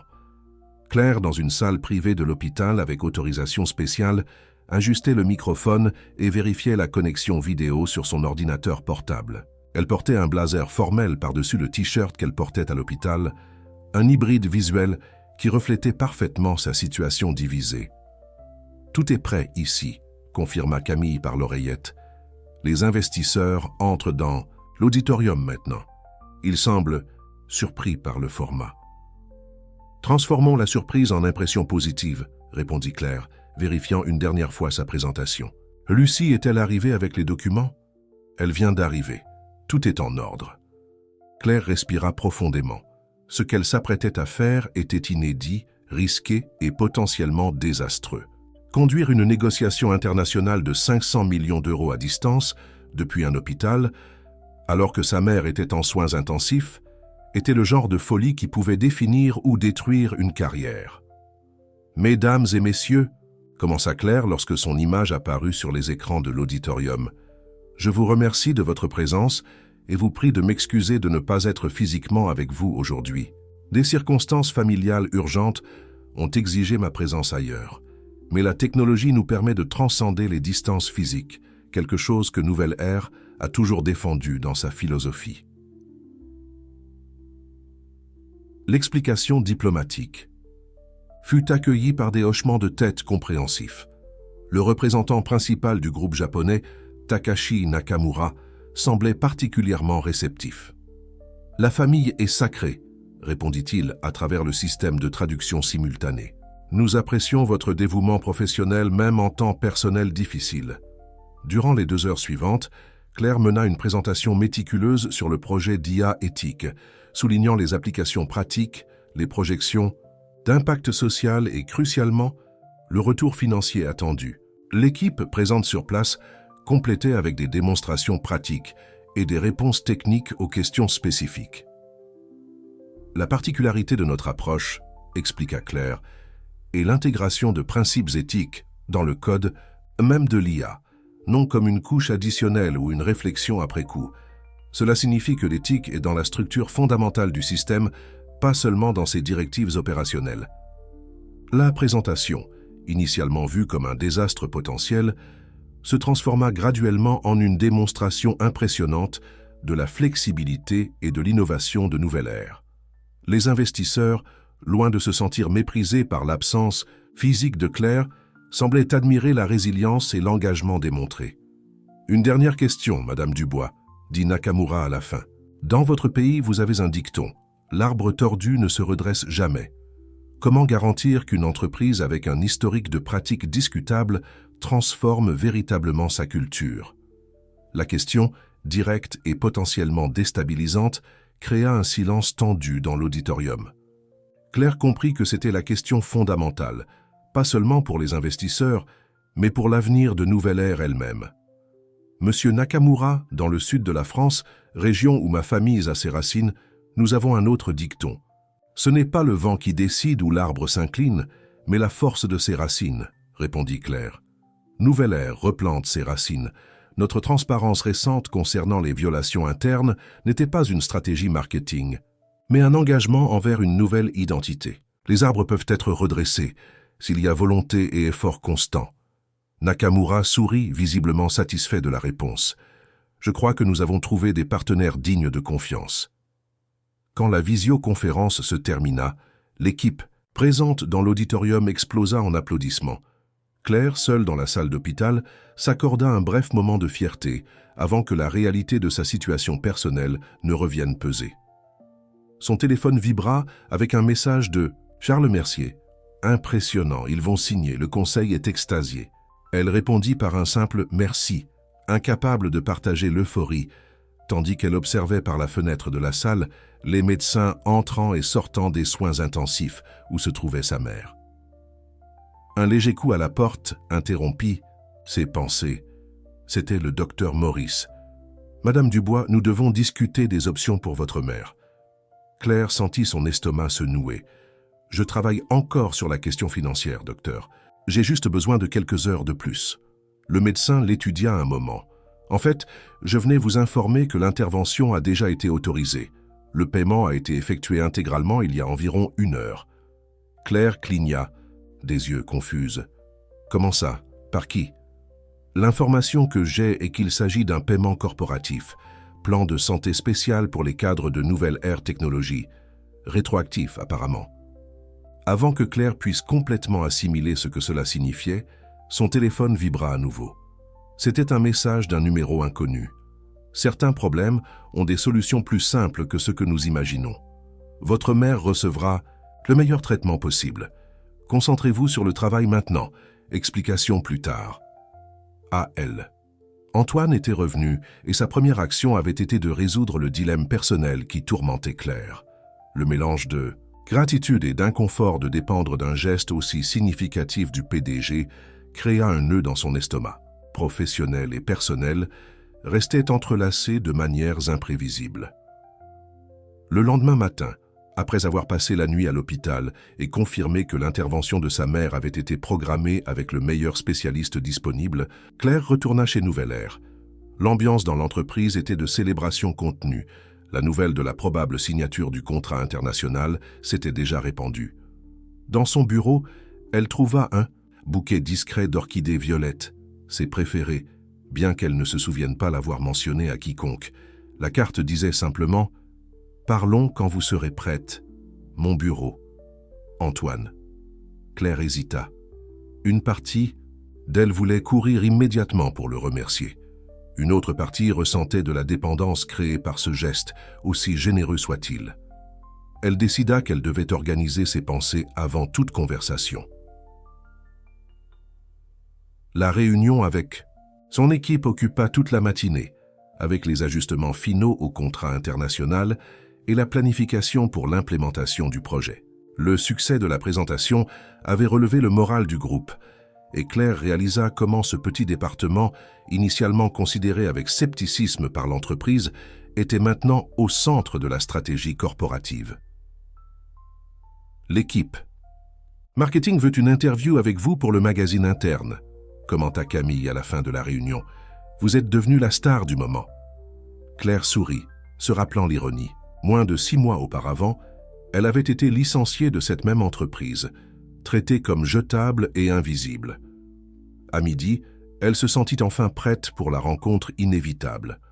Elle se dirigea vers le bureau d'Antoine, essayant d'organiser mentalement ce qu'elle dirait. Il l'attendait debout, regardant par la fenêtre panoramique qui offrait une vue privilégiée de la ville. En entendant la porte, il se tourna avec un sourire fatigué qui suggérait des nuits mal dormies. « Claire », la salua-t-il simplement. « Antoine », répondit-elle, maintenant la formalité initiale. « Je voulais vous remercier pour ce que vous avez fait pour ma mère. » C'était au-delà de toute attente. Il fit un geste écartant les remerciements. Ce n'était rien d'extraordinaire. J'ai simplement accéléré l'implémentation d'un avantage qui était déjà prévu pour tous les directeurs. Votre mère se qualifie comme personne à charge. L'explication technique ne diminuait pas la signification du geste, et tous deux le savaient. « Merci quand même », insista Claire. « Quant à l'hôpital, je peux rembourser l'entreprise en versement ou... » « Ne soyez pas absurde », interrompit Antoine, semblant sincèrement offensé par la suggestion. « C'est un avantage corporatif légitime, pas une faveur personnelle. » 1. Silence inconfortable s'établit entre eux. Il y avait tant de questions non posées, tant d'explications en suspens des deux côtés. « Votre voyage », commença finalement Claire. Il semblait urgent et personnel. « Est-ce que tout va bien ?» Antoine hésita, chose rare dans son comportement habituellement confiant. « Pas exactement. Mon père fait face à des accusations sérieuses, corruption, fraude fiscale, manipulation de contrats durant sa gestion de Nouvelle Ère. » Claire sentit le poids de cette révélation. « Je suis désolé. Le pire, c'est que... » Antoine fit une pause, comme s'il considérait soigneusement ses prochains mots. « Il est coupable. De tout. Et plus encore. » L'admission brutale surprit Claire. Antoine évitait toujours de discuter sa famille, spécialement son père, le fondateur, presque mythique de Nouvelle Ère. « Les preuves sont sans équivoque, » continua-t-il, la voix contrôlée mais chargée d'émotions contenues. « J'ai passé ces semaines à essayer de le convaincre de coopérer avec les autorités, de conclure un accord, pour lui, pour la famille, pour l'entreprise. » « Et vous avez réussi ?» Antoine sourit sans humour. « J'ai obtenu l'opposé. Il m'a déshérité, formellement. Il a dit qu'il préférait affronter les conséquences plutôt que de tâcher l'héritage. Il fit des guillemets en l'air avec ses doigts, comme si l'héritage n'était pas déjà compromis par ses propres actions. Claire commença à comprendre les couches de pression qu'Antoine affrontait, et pourquoi son absence avait coïncidé avec le moment le plus critique de la crise interne. Cela explique pourquoi vous n'étiez pas là quand la fuite s'est produite, commenta Claire, essayant de ne pas paraître accusatrice. Oui, admit Antoine. Et je vous dois des excuses pour avoir douté de vous à ce moment-là. La situation avec mon père, les insinuations d'Amélie, c'était un moment de faiblesse. Les moments de faiblesse font partie de ce qui nous rend humains, répondit Claire doucement. Antoine s'approcha, réduisant la distance physique et émotionnelle entre eux. La façon dont vous avez géré tout cela durant mon absence, la fuite, Amélie, les investisseurs internationaux, était extraordinaire. Peu de PDG expérimentés auraient fait mieux. Le compliment était sincère, et Claire sentit son visage s'échauffer légèrement. J'ai simplement fait ce qui devait être fait. Non, vous avez fait plus. Antoine prit une enveloppe sur son bureau et la lui tendit. C'est pourquoi ceci vous revient par mérite. Claire ouvrit l'enveloppe, trouvant un document officiel avec l'entête de Nouvelle Ère. C'était une nomination formelle au conseil d'administration de l'entreprise, avec une participation actionnaire significative incluse dans le package. Antoine, c'est la reconnaissance que vous avez toujours méritée, compléta-t-il, et une garantie que la transformation que nous avons commencée ensemble continuera, indépendamment des vents politiques corporatifs. Claire sentit le poids du document dans ses mains, pas seulement du papier, mais la concrétisation d'un parcours improbable. Du licenciement humiliant au conseil d'administration en moins d'1 an. Il y a autre chose que je dois partager, continua Antoine, son expression redevenant sérieuse. Avec les problèmes légaux de mon père, je pourrais être forcé de m'écarter, temporairement de la présidence durant les investigations. Si cela arrive, j'aurai besoin de quelqu'un de confiance absolue pour prendre la relève. L'implication était claire, et Claire sentit la responsabilité de cette possibilité avec toute sa force. C'est beaucoup à considérer, dit-elle finalement. Je sais. Antoine acquiesça avec compréhension. Et je comprends si vous avez besoin de temps. Mais je veux que vous sachiez que j'ai confiance en vous, professionnellement, et il hésita brièvement, et personnellement aussi. Le moment de vulnérabilité partagée créa une intimité silencieuse entre eux. Claire réalisa qu'ils étaient au bord d'un territoire qu'ils avaient soigneusement évité depuis le retour d'Antoine. À propos de nous, commença-t-elle, décidant d'affronter la question directement. Y a-t-il un « nous » à considérer? Antoine sourit, un sourire sincère qui transformait complètement son visage normalement sérieux. Je l'espère. Mais je comprends les complications. Elles sont nombreuses, acquiesça Claire. Hiérarchie corporative, spéculation publique, le moment délicat pour l'entreprise. Et pourtant, interrompit Antoine doucement, rien de... Tout cela ne semble suffisamment important quand je suis avec vous. La sincérité de ces mots toucha Claire profondément. Elle aussi ressentait cette connexion rare, cette compréhension mutuelle qui transcendait le professionnel. Nous pouvons y aller doucement, suggéra-t-elle, un pas à la fois. Antoine acquiesça, respectant le rythme proposé. En commençant, par un dîner peut-être, quand votre mère ira mieux bien sûr. Un dîner serait un bon début, convint Claire avec un sourire. En quittant le bureau d'Antoine, Claire se sentait simultanément légère et chargée de nouvelles responsabilités. L'avenir, tant professionnel que personnel, se dessinait de façon qu'elle n'aurait jamais pu imaginer lorsqu'elle avait rédigé cette lettre de démission des mois auparavant. Ce qu'elle ignorait, c'est que dans son appartement, une correspondance officielle l'attendait. Une invitation qui apporterait un nouveau défi inattendu et la forcerait à prendre la décision la plus difficile de sa vie. L'intervention de Madame Thérèse fut un succès.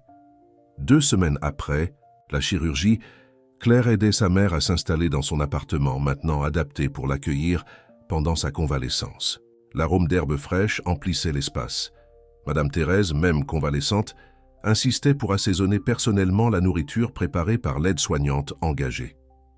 Cette femme ne connaît pas la juste mesure de la coriandre, marmonnait la dame, supervisant la cuisine depuis son fauteuil roulant temporaire. Claire sourit, reconnaissant dans cet entêtement la force qui avait maintenu sa mère en vie. « Tu dois te reposer, maman. C'était une intervention sérieuse. »« Le repos est pour ceux qui ont tout accompli dans la vie, ma fille. J'ai encore beaucoup devant moi. » Madame Thérèse observa Claire avec ce regard qui semblait voir au-delà de la surface, y compris te voir prendre les bonnes décisions. La phrase énigmatique resta suspendue dans l'air. Avant que Claire puisse questionner, la sonnette retentit. C'était un coursier avec une enveloppe officielle. « Claire Dubois ?» demanda le jeune homme, tendant un formulaire à signer. « Correspondance du ministère de la Science, de la Technologie et de l'Innovation. » Intriguée, Claire signa l'accusé de réception. L'enveloppe portait le timbre officiel du gouvernement français et avait la classification confidentielle estampillée en rouge. « Qu'est-ce que ça peut être ?» demanda Madame Thérèse, curieuse. « Je n'en ai aucune idée », répondit Claire, ouvrant soigneusement l'enveloppe. Le contenu la laissa momentanément sans voix. C'était une invitation formelle à intégrer le Conseil national d'éthique en intelligence artificielle, nouvellement créé, un organe stratégique qui définirait toute la réglementation du secteur en France pour la prochaine décennie. Sa nomination avait été proposée par une commission indépendante d'experts, impressionnée par l'approche éthique de son projet chez Nouvelle Ère. « Ma fille, tu es pâle », observa Madame Thérèse, inquiète. « Ce sont de mauvaises nouvelles. »« Non », répondit Claire, assimilant encore l'information. « Au contraire, c'est un honneur incroyable, mais aussi un dilemme. » Elle expliqua à sa mère les implications de cette invitation. Le poste exigerait une dédicace exclusive pendant au moins 2 ans, avec des déplacements fréquents à Paris. Il serait impossible de concilier avec sa position chez Nouvelle Ère, spécialement considérant les nouvelles responsabilités au conseil d'administration. « La vie a de ses ironies », commenta Madame Thérèse avec la sagesse de ses 70 ans. « Quand nous n'avons pas d'option, nous implorons des choix. Quand nous avons trop de choix, nous implorons la clarté. » Claire acquiesça, sentant le poids de la décision qu'elle devrait prendre. Comment choisir entre 2 opportunités également importantes et alignées avec mes valeurs? En demandant à ton cœur laquelle fera plus de différence dans le monde que tu veux construire, répondit simplement sa mère. Ce soir-là, Claire annula le dîner prévu avec Antoine, ayant besoin de temps pour réfléchir. Elle marcha dans le quartier du Marais, observant les lanternes rouges qui illuminaient les rues étroites. Le mélange culturel de cet endroit lui avait toujours apporté du réconfort, un rappel que des identités apparemment distinctes pouvaient coexister harmonieusement. Son téléphone vibra avec un message d'Antoine. « Tout va bien? Puis-je aider d'une quelconque façon ?» La préoccupation sincère la toucha. En quelques mois, il était devenu une présence constante dans sa vie, un port sûr au milieu des turbulences corporatives. Comment renoncer à cela? Comment renoncer à Nouvelle Ère, à l'équipe qu'elle avait construite, au projet qui commençait à peine à fleurir? D'un autre côté, le Conseil national représentait la chance d'influencer la structure fondamentale du secteur technologique dans le pays. Les politiques qu'elle aiderait à formuler affecteraient des millions de personnes, définissant comment l'IA serait implémentée dans les hôpitaux, les écoles, les transports publics. C'était une responsabilité énorme et une opportunité unique de créer des changements systémiques. 3 jours plus tard, Claire se sentit enfin prête à partager la nouvelle avec Antoine. Ils se rencontrèrent au Jardin du Luxembourg, un terrain neutre loin des regards corporatifs. L'après-midi de dimanche apportait une atmosphère détendue, avec des familles éparpillées sur les pelouses et des cyclistes parcourant les pistes sinueuses. « Vous semblez préoccupé », observa Antoine tandis qu'il marchait près du bassin. « C'est votre mère ?»« Elle récupère bien », répondit Claire. « C'est autre chose, quelque chose que je dois vous dire. » Elle expliqua l'invitation du ministère, montrant la lettre officielle qu'elle portait dans son sac. Antoine écouta attentivement, son expression passant de la surprise à la compréhension, et finalement à un sourire mélancolique. « C'est un honneur extraordinaire, » dit-il quand elle eut terminé, « et absolument mérité. » Claire étudia son visage, cherchant des signes de déception ou de ressentiment. Elle ne trouva que de l'acceptation. « Vous comprenez ce que cela signifie pour nous, pour Nouvelle Ère ?» demanda-t-elle prudemment. Antoine acquiesça, s'asseyant sur un banc près du bassin. « Cela signifie que je devrais trouver une autre visionnaire pour diriger la transformation que nous avons commencée. Quelqu'un qui, franchement, ne sera probablement pas à votre hauteur. L'absence. De tentative de la convaincre de rester surpris, Claire. Vous n'allez pas essayer de me faire changer d'avis? Antoine sourit, prenant délicatement sa main. Ce serait égoïste de ma part. La France a besoin de personnes comme vous définissant l'avenir de la technologie. Nouvelle Ère n'est qu'une entreprise. Ce que vous pouvez faire dans ce conseil impactera toute une génération.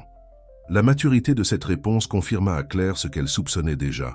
Ses sentiments pour Antoine allaient bien au-delà de l'admiration professionnelle ou de l'attraction physique. C'était une connexion basée sur des valeurs partagées et un respect mutuel. « Et nous ?»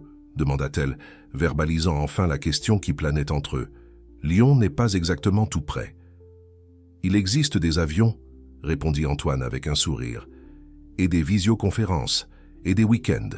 S'il y a une chose que j'ai apprise cette année, c'est que la distance est seulement un obstacle logistique, pas émotionnel. » À ce moment, sous le ciel ouvert de Paris, avec le reflet du soleil couchant sur les eaux du bassin, Antoine l'embrassa, pour la première fois. Un baiser doux, presque hésitant, qui portait des promesses non verbalisées d'un futur partagé, malgré les circonstances difficiles. Les semaines suivantes furent un tourbillon de préparatifs.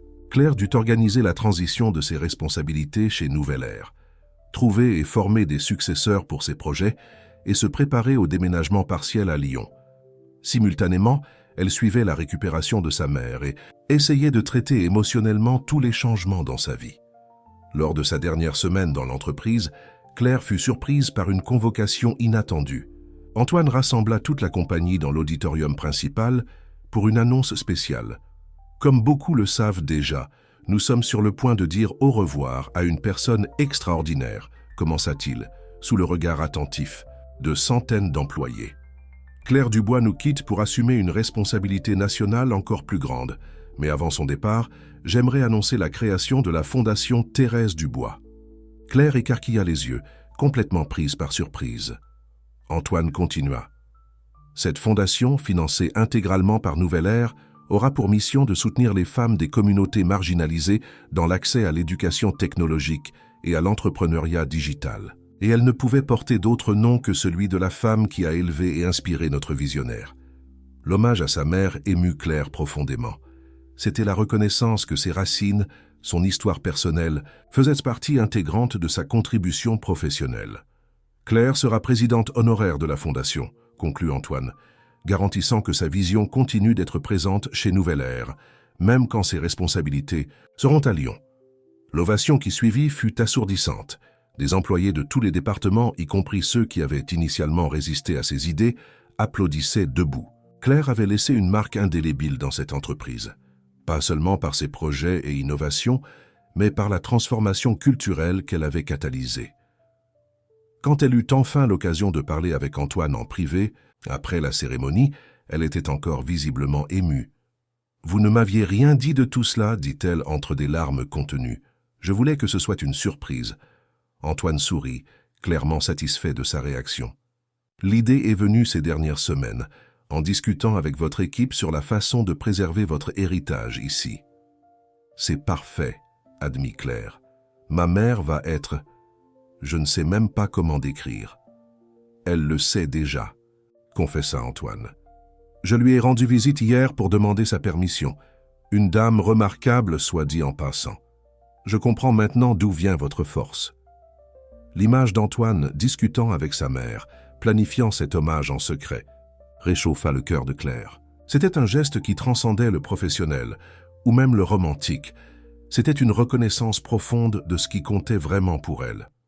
La cérémonie d'investiture au Conseil national d'éthique en IA, tenue 1 mois plus tard, à Lyon, fut un événement solennel qui réunit autorités universitaires et leaders du secteur technologique. Madame Thérèse, déjà suffisamment rétablie pour voyager, assistait fièrement depuis le premier rang, aux côtés d'Antoine.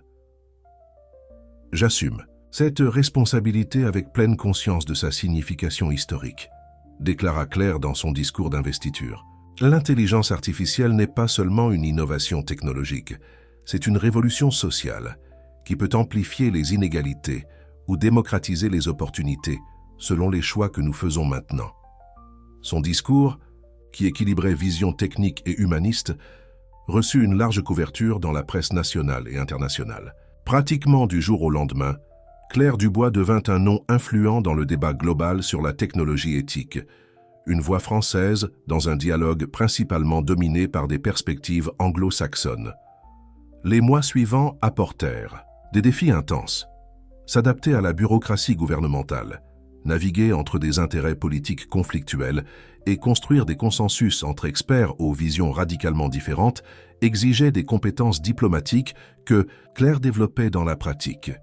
Parallèlement, sa relation avec Antoine évoluait malgré la distance. Rencontres de week-end alternées entre Lyon et Paris, longues conversations nocturnes par visioconférence et une compréhension mutuelle qu'ils construisaient tous deux quelque chose de plus grand que leurs carrières individuelles, une vision partagée de comment la technologie pourrait servir l'humanité.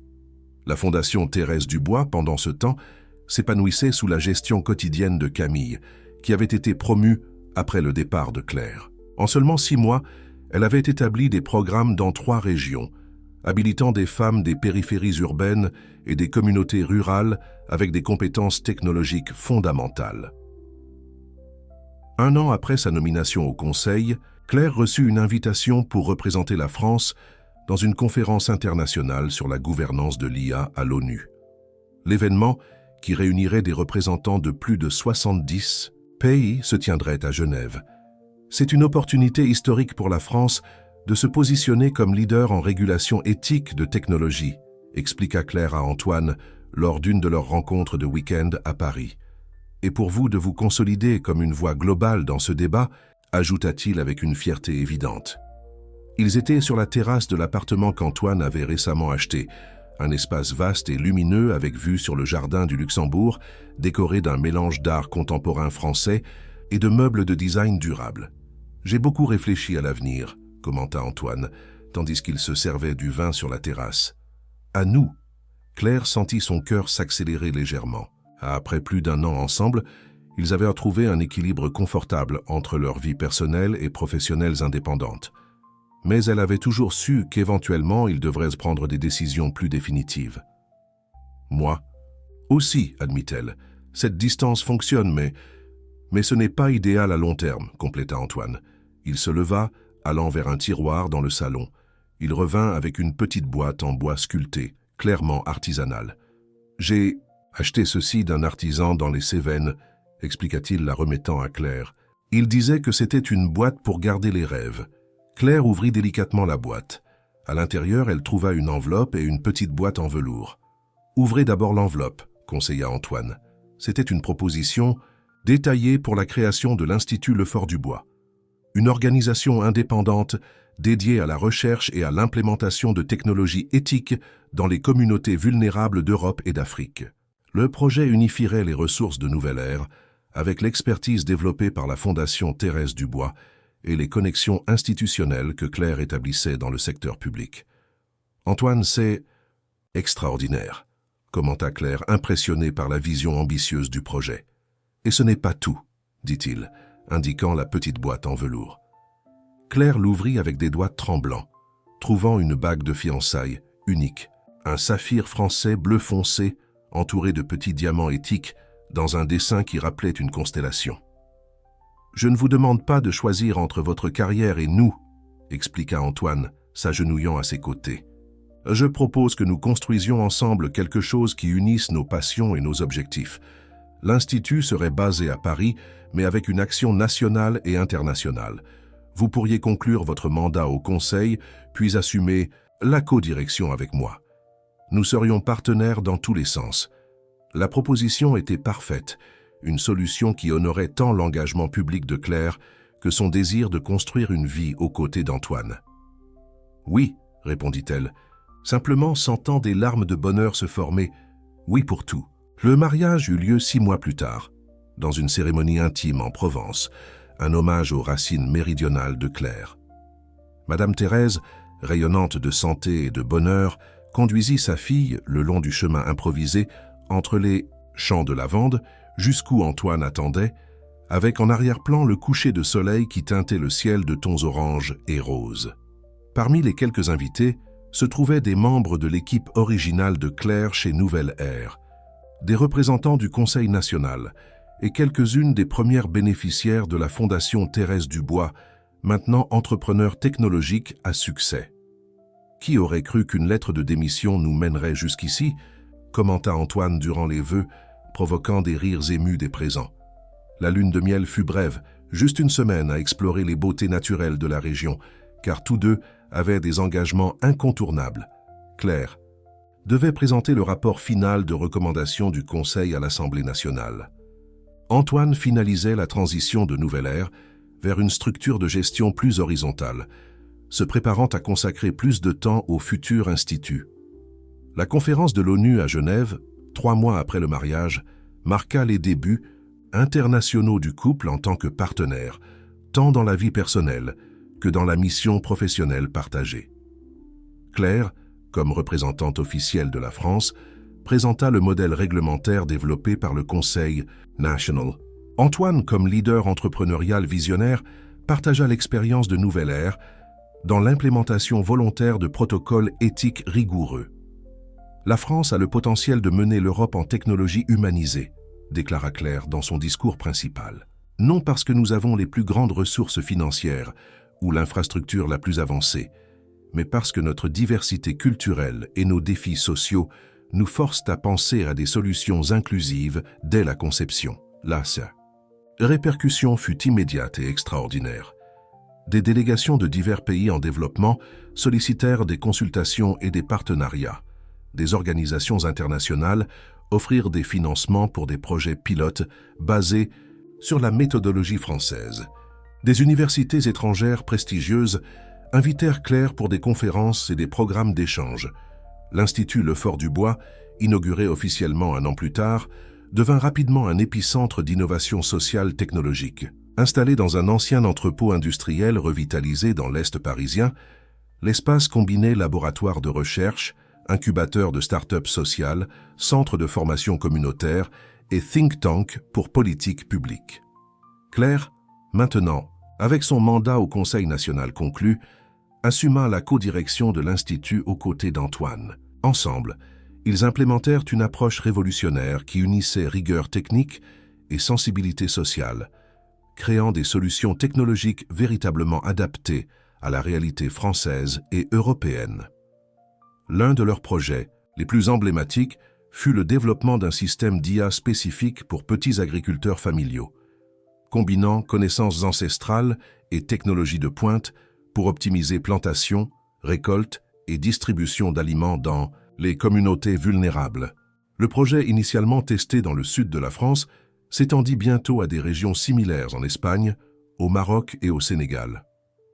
Madame Thérèse, maintenant pleinement rétablie et rayonnante à 75 ans, devint une sorte d'ambassadrice informelle de l'Institut, partageant sa sagesse pratique et son expérience de vie avec ingénieurs et programmeurs. La technologie sans humanité est comme la nourriture sans assaisonnement, disait-elle souvent aux jeunes développeurs, pour l'amusement de Claire et l'approbation enthousiaste d'Antoine. 5 ans après cette lettre de démission qui avait tout changé, Claire contemplait le chemin parcouru avec un mélange de gratitude et d'étonnement. De professionnels frustrés et invisibilisés à leader national et international en technologie éthique, de la solitude urbaine à l'amour mature et au partenariat avec Antoine, de l'insécurité financière à la possibilité de créer un impact positif à l'échelle continentale. « À quoi penses-tu » demanda Antoine, la trouvant sur la terrasse de l'Institut, observant le coucher de soleil sur le paysage urbain de Paris. « À combien la vie est surprenante » répondit-elle, souriant tandis qu'il l'enlaçait par derrière. « À comment nos plus grands échecs peuvent être des portes vers des possibilités que nous n'imaginions même pas, et à comment une simple lettre peut changer le destin de tant de personnes, compléta-t-il, embrassant doucement sa nuque. Claire acquiesça, observant les derniers étudiants de la journée sortant du centre de formation, femmes et hommes de tous âges, majoritairement de communautés périphériques, portant avec eux non seulement de nouvelles connaissances techniques, mais la certitude qu'ils appartenaient au futur technologique qu'ils aidaient à construire. Je crois que j'ai finalement compris quelque chose que ma mère disait toujours, commenta Claire. Quoi donc? Que le vrai succès n'est pas d'être visible pour tous, mais d'être significatif pour ceux qui comptent, y compris soi-même. Antoine sourit, entrelaçant ses doigts aux siens. Votre mère est vraiment très sage. Comme toute bonne méridionale, répondit Claire avec fierté, sagesse cultivée dans l'adversité, fleurissant dans la résilience. Ensemble, ils observèrent le ciel parisien.